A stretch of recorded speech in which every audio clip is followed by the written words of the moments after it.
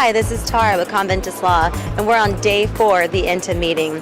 Just like the previous days, they've hosted a number of sessions on relevant topics covering Asia, Europe, US, anywhere trademark, copyright, or IP laws are relevant. Some of the issues we heard about today were counterfeiting, the challenges to initiating a lawsuit, criminal proceeding rather, in China. They also covered some issues on brand protection in the digital age. We actually were able to talk to some of the delegates about their thoughts, utilizing their areas of expertise on the issues of counterfeiting and the like. And here's what they had to say. Hi, I'm here with Bob Youill with FTI Consulting. How are you today? Fine, thanks. Thank you. Can you tell us a little bit about your position at FTI Consulting? Yeah, I'm the Senior Managing Director of our China operations, where we have offices in Guangzhou, Beijing and Shanghai.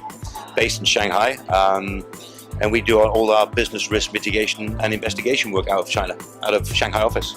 Okay, great. Can you discuss what are some of the challenges that an IP rights owner would face when trying to initiate a criminal action in China? There are many, sadly. Most of the actions in China for enforcement tend to be administrative in nature. And every day there's hundreds of these cases going on all over China. That is not the big deterrent though. The biggest deterrent, as always, is going to be putting someone in jail for counterfeiting. But that relies upon criminal prosecutions using the Public Security Bureau, the PSB. So as long as administrative actions, administrative penalties are the norm, there's always going to be an uphill struggle for an IP or a brand owner to actually get headway in protecting their brand in China. Okay. And you were discussing the deterrents a little bit about jail time. What exactly are some of the deterrents that you see in the law to protect brand owners from counterfeiting? Yeah. Well, in a move in the right direction, the PRC authorities have now changed the thresholds by which a case will move from administrative action to a criminal action, which is a good move. The courts themselves are getting much more au fait with how to do prosecutions and convictions with IP cases, which is another good move. And there's been some quite decent deterrent sentences handed down, but they're still few and far between, sadly. So the only real deterrents against counterfeiting, organized counterfeiting, not the mom and pop kind of counterfeiting most people associate, is really jail time, conviction and good jail time. Thank you so much for your time. I appreciate it, and I hope you enjoy the rest of your conference. Thank you. Hi, I'm here with Pooja, Dodd, a partner with Lexus Orbis. How are you today? Very well, thank you. And you? Great. I had a couple of questions about trademark IP rights within India. My first one has to do with cross-border counterfeiting. You know, it seems to be a theme here, talking about how it's a global concern, worried about cross-border counterfeit manufacturing plants as well as sale of those goods. In India specifically, what protections are in place or mechanisms are in place to protect brand owners from things such as cross-border counterfeiting? So it's possible to register brands with the customs authorities, and the goods can be intercepted when they're being imported into India. And for that, one of the challenges that you probably have to already have knowledge and then have it intercepted. So inform the customs authorities beforehand. But yeah, we have customs. So do you think there's good cooperation or collaboration between authorities and customs in India? Yes, there is. So you can record at one place, and it takes care of all the ports. So you record your rights at one particular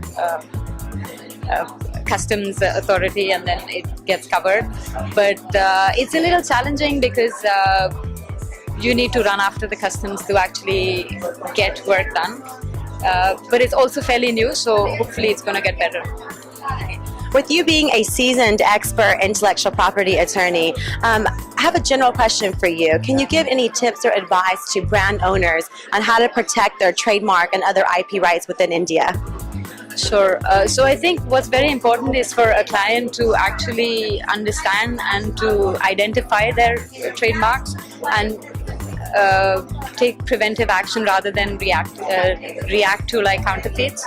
So first they need to register and then also be vigilant, have systems in place where they have investigators making sure that there's no counterfeit in the market, and just be very proactive to save their brands from counterfeiting. Well, thank you, Puja, so much for your time. I do appreciate it, and I hope you enjoy the rest of your conference.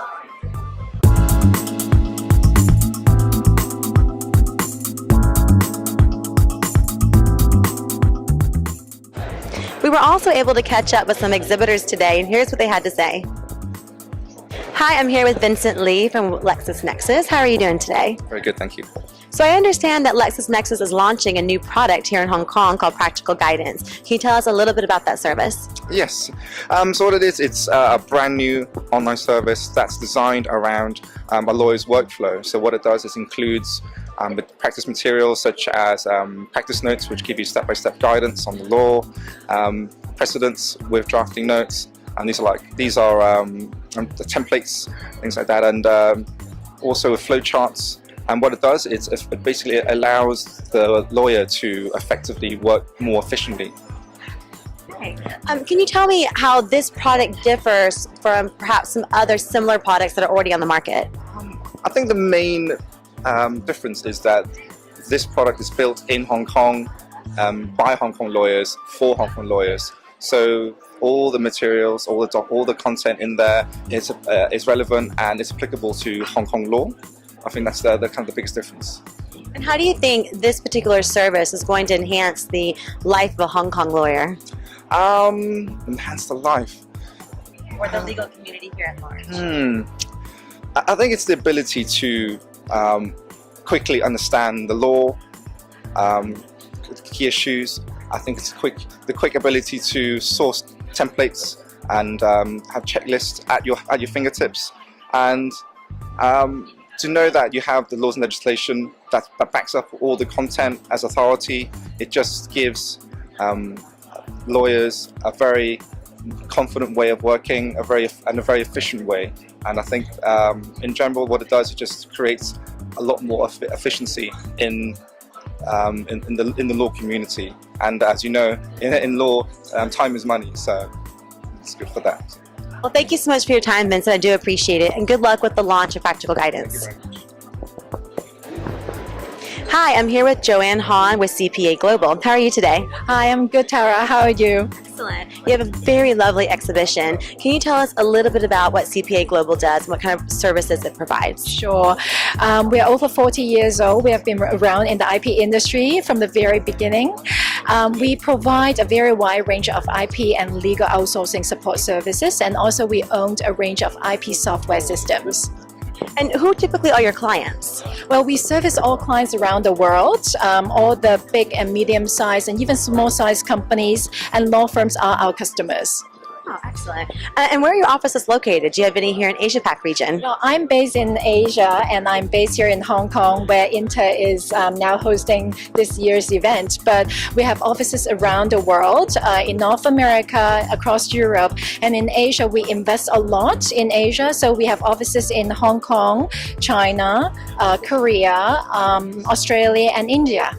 Okay. And what do you see as some of the latest trends in the market here, the IP market here in Asia? Yeah, the IP market evolves tremendously. And what we have seen is that IP matters have now become a key matter in the board meeting. So we see a lot of our clients at the very senior level trying to match their IP strategy with their business strategy to make sure that the two go in tandem and really support the business growth. And as a result of that, we see a lot of clients coming to us seeking help to scale their business and resource, to be more effective and efficient in how they manage their costs, and to make their workflow more effective. Well, thank you, Joanne, for your time. We do appreciate it, and I hope that you have a successful conference. Thank you, Tara. Thank you.